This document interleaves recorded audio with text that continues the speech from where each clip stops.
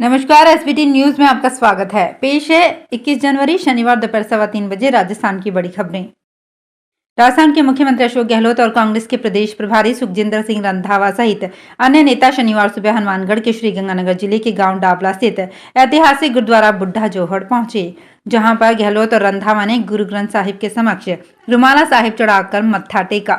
इस अवसर पर सीएम गहलोत ने संगत को संबोधित करते हुए कहा कि कोरोना काल में गुरुद्वारों की ओर से लंगर लगाकर लोगों की जो सेवा की गई वो आज भी लोगों के जहन में ताजा है।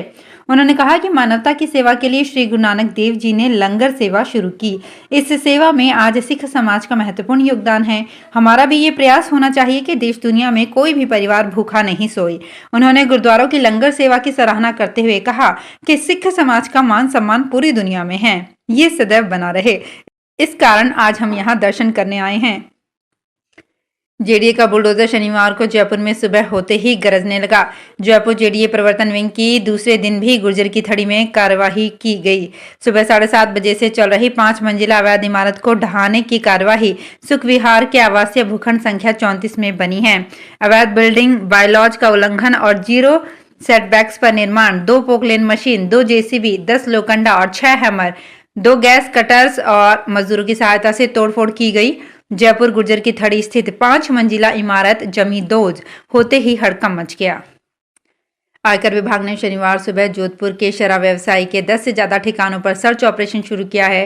व्यवसायी के धर्मनारायण हत्था स्थित निवास पर 20 से ज्यादा अधिकारियों की टीम पहुंची। इनकम टैक्स की टीम इस तरह व्यवसायी के 8 से ज्यादा ठिकानों पर सर्च ऑपरेशन कर रही है। इनमें से कुछ टोल प्लाजा भी शामिल हैं। विभाग ने फिलहाल इस बारे में किसी प्रकार की औपचारिक जानकारी नहीं दी है, लेकिन बताया जा रहा है कि शराब व्यवसायी नूर मोहम्मद की ओर से की जा रही गड़बड़ी की लंबे समय से सूचना मिल रही थी।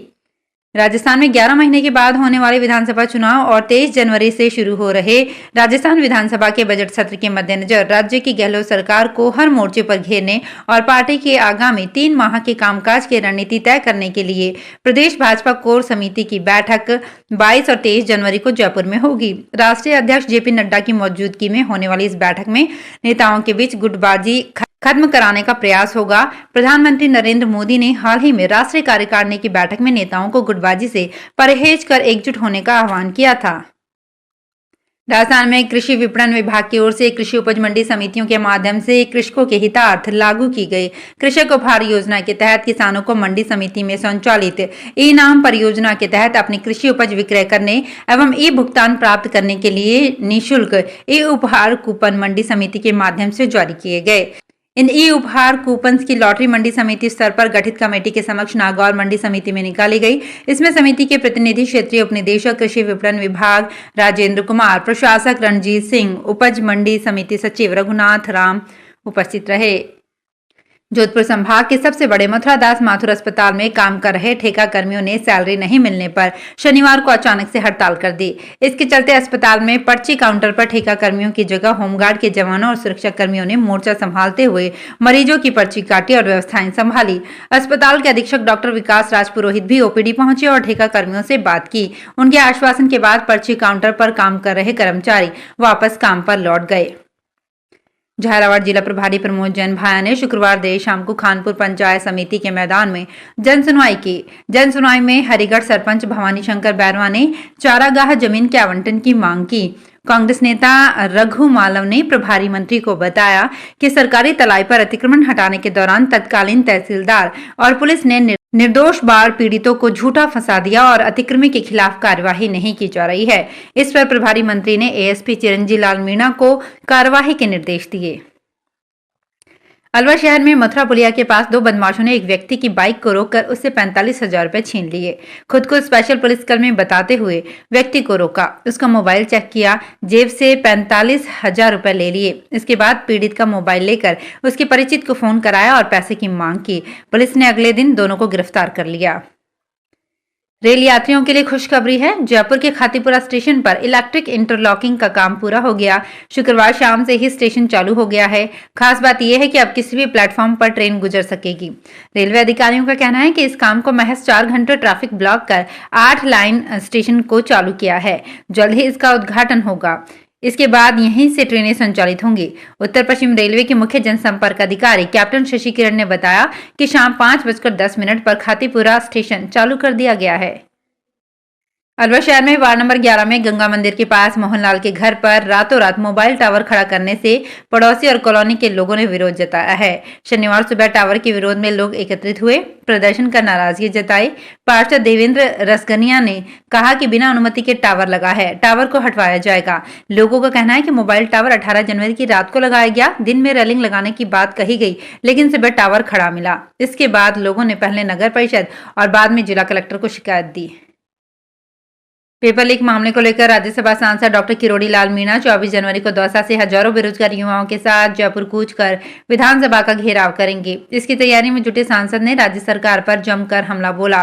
साथ ही सचिन पायलट से भी सवाल पूछे। उन्होंने कहा कि चुनाव के दौरान सचिन पायलट ने प्रदेश की जनता से संपूर्ण कर्जा माफी की बात कही थी। कितना कर्जा माफ हुआ वो सबके सामने है। उन्होंने कहा कि सचिन पायलट और हनुमान बेनीवाल किसानों और युवाओं के हितैषी हैं, तो उनके मेरे साथ सड़क पर आए।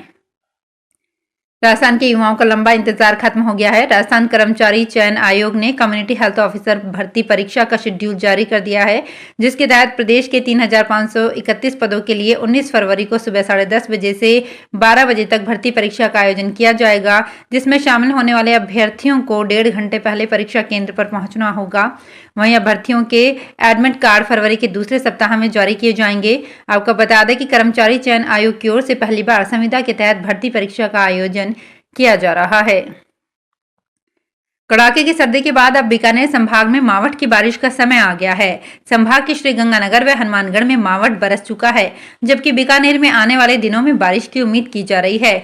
2 दिनों से बादलों ने डेरा तो डाला हुआ है, लेकिन बरस नहीं रहे हैं। इस बीच बीकानेर, श्रीगंगानगर, हनुमानगढ़ और चूरू में तापमान में बढ़ोतरी हुई है। सबसे कम पारा चूरू में रिकॉर्ड किया गया। हनुमानगढ़ में 7.2 और श्रीगंगानगर में 7.7 डिग्री सेल्सियस रिकॉर्ड किया गया। मौसम विभाग के अनुसार संभाग में 1-2 दिन में बारिश हो सकती है। कोटा में विकसित किए आधुनिक मोटर मार्केट की दुकानों के आवंटन की लॉटरी नगर विकास न्यास कार्यालय में निकाली गई।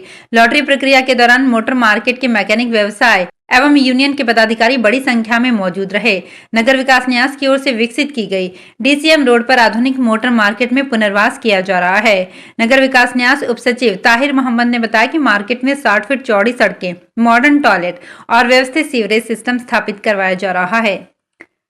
उदयपुर में बार एसोसिएशन चुनाव में कल अध्यक्ष के लिए मनीष श्रीमाली और राकेश मोगरा के बीच अध्यक्ष पद का मुकाबला होगा। दोनों प्रत्याशी बीते कई दिनों से अपने पक्ष में मतदान करने के लिए लगातार अधिवक्ताओं से संपर्क कर रहे हैं। उदयपुर में बार एसोसिएशन चुनाव में कल अध्यक्ष के लिए मनीष श्रीमाली और राकेश मोगरा के बीच अध्यक्ष पद का मुकाबला होगा। दोनों प्रत्याशी बीते कई दिनों से अपने पक्ष में मतदान करने के लिए लगातार वकीलों से संपर्क कर रहे हैं। चुनाव में 2000 से अधिक वोटर मतदान करेंगे। तो फिलहाल इस बुलेटिन में इतना ही। फिर हाजिर होंगे कुछ और बड़ी खबरों के साथ।